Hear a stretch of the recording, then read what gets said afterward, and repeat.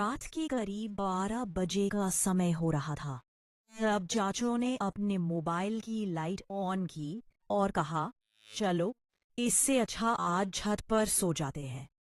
इस बात पर मैं भी मान गई। चाचू बिस्तर और मैं मच्छरदानी लेकर छत पर भी बहुत ज्यादा गर्मी थी और बिजली अभी तक नहीं आई थी, तो हमारे पास दूसरा और कोई रास्ता नहीं था। कुछ देर लेटने के बाद मेरे शरीर से पसीना निकलने लगा। तब मैंने चाचू से कहा, यहाँ भी बहुत ज्यादा गर्मी लग रही है। चाचू कहने लगे, अगर तुम बुरा न से फिर मानो तो एक बात कहूँ। मैंने कहा, हाँ कहो। चाचू बोले, तुम कोई हल्की फुल्की नाइटी पहन लो, इस तुम्हें गर्मी भी ज्यादा नहीं लगेगी। मैंने से हो भी यही ठीक ठीक समझा, लेकिन मुझे बहुत झिझक महसूस रही थी। फिर मैं नीचे गई और मैंने नहाकर एक जालीदार नाइटी पहन ली। जब मैं छत पर आई तो चाचू मुझे देखते ही रह गए। चाचू मुझसे कहने लगे, आज तो तुम्हें देखकर दिल बोझ हो महसूस कर रही हो। मैंने कहा, चाचू मैं मुझे है नहीं, आप क्या कहना चाहते हो। चाचू कहने लगे, जब भी तुम्हारी चाची इस तरह की नाइटी मेरे सामने पहनकर आती है तो मैं खुद पर काबू नहीं करता पाता, और आज जब तुम्हें इस तरह के कपड़ों में देखा है दिया, तो मेरा मन अंदर ही अंदर मचल रहा है। क्या तुम समझ सकती हो। ये बात सुनकर मैंने अपनी नजरें नीचे कर ली। फिर चाचू ने मुझे अपने पास बैठने का इशारा किया तो मैं उनके पास बैठ गई।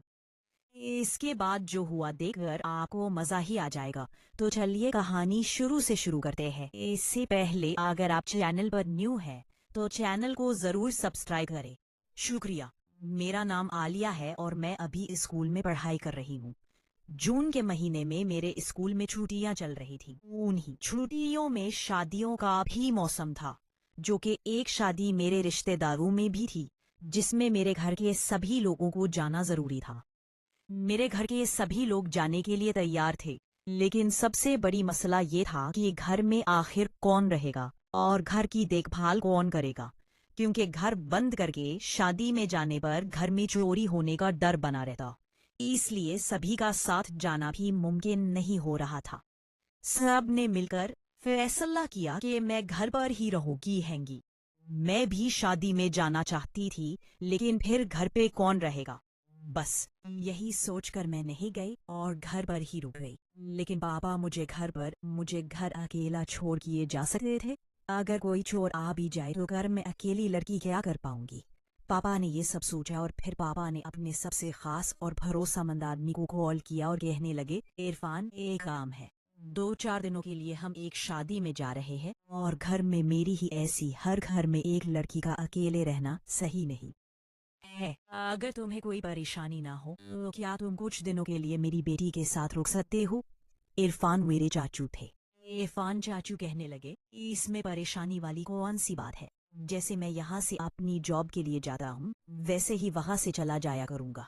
वैसे भी मैं सिर्फ रात में ही घर पर आता हूँ, तो रात में मैं तुम्हारे घर पर सो जाया करूँगा। चाचू रात में हमारे घर पर सोने के लिए तैयार हो गए। पापा से कहने लगे, आप चिंता ना करें, मैं हूँ तो कोई परेशानी की बात नहीं होगी। चाचू की शादी 2 साल पहले हो चुकी थी। पापा और मम्मी नहा धोकर जाने के लिए तैयार हो गए और शाम को निकल गए। उसके बाद शाम को जब चाचू आ रहे थे तब उन्होंने मुझे कॉल की और पूछने लगे कि खाने में क्या खाओगी। मैंने कहा, चाचू थोड़ा पनीर की सब्जी लेकर आना, क्योंकि मुझे पनीर की सब्जी बहुत ज्यादा पसंद थी। मैंने रोटी और चावल बना ली थी। शाम को जब चाचू आए तो वो अपने साथ पनीर की सब्जी भी लेकर आए।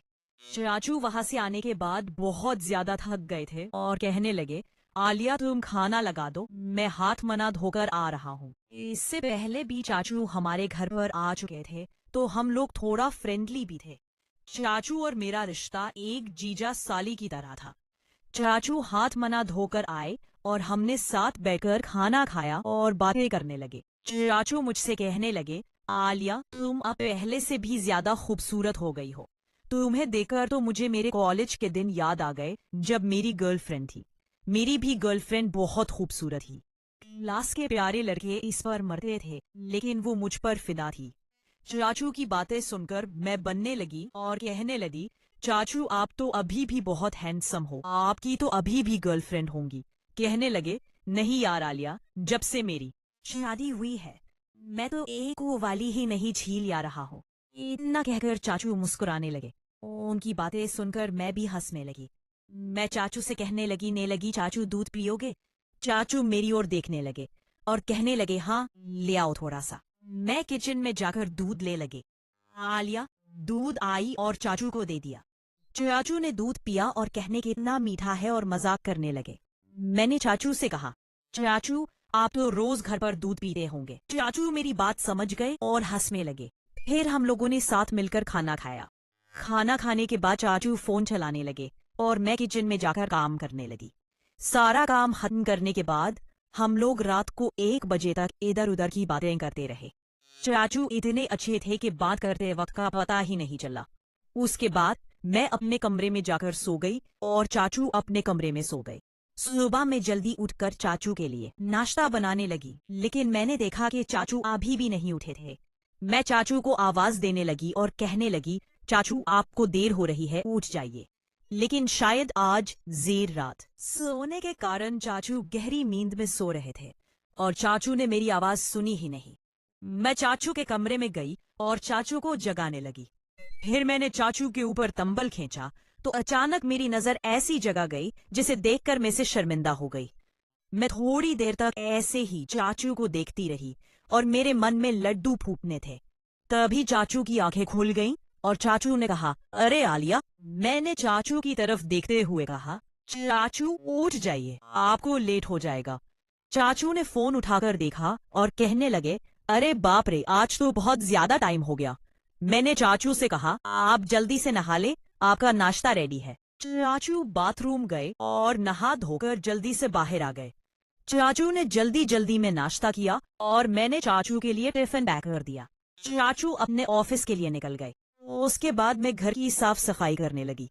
जल्दी साफ सफाई करने के बाद मैं नहाने चली गई और फिर से तैयार होकर नाश्ता किया और कुछ देर गई बैठकर आराम किया।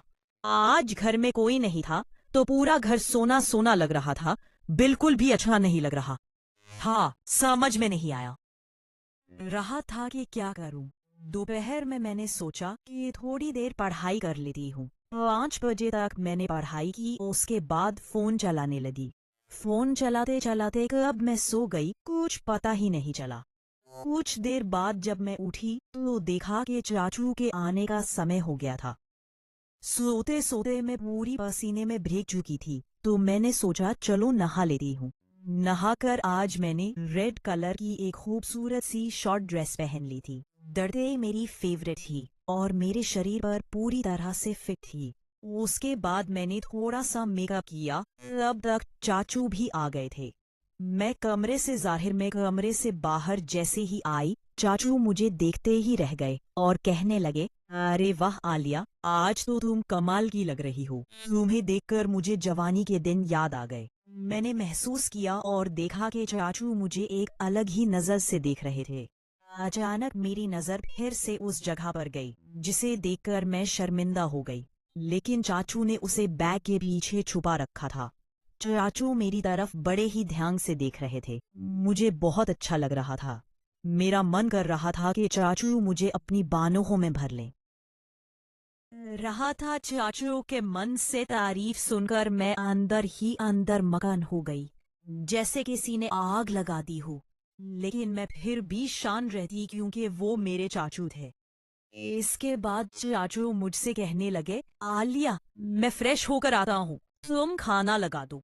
मैंने कहा, ठीक है चाचू, लेकिन इसके लिए खाना बनाना पड़ेगा, अभी मैंने खाना नहीं बनाया है। चाचू कहने लगे, ठीक है तो तुम खाना बना लो, तब तक मैं आराम कर लेता हूँ। मैंने कहा, ठीक है चाचू। चाचू वहीं सोफे पर बैठकर आराम करने लगे और मैं खाना बनाने के लिए किचन में चली गई। जहाँ चाचू बैठे थे वहां से बचन साफ साफ दिखाई दे रहा था। मैंने बार बार पीछे पलट कर देखा तो चाचू की से नजर मुझ पर ही मिली हुई थी। उनका इस तरह देखना मुझे बहुत ही अच्छा लग रहा था क्योंकि चाचू इससे पहले भी 4-5 बार घर आ चुके थे। तो चाचू मेरे साथ काफी खोलकर बातें करते थे और मुझे उनके साथ वक्त गुजारना अच्छा लगता था, इसलिए मुझे उनका इस तरह से देखना भी अच्छा लग रहा था।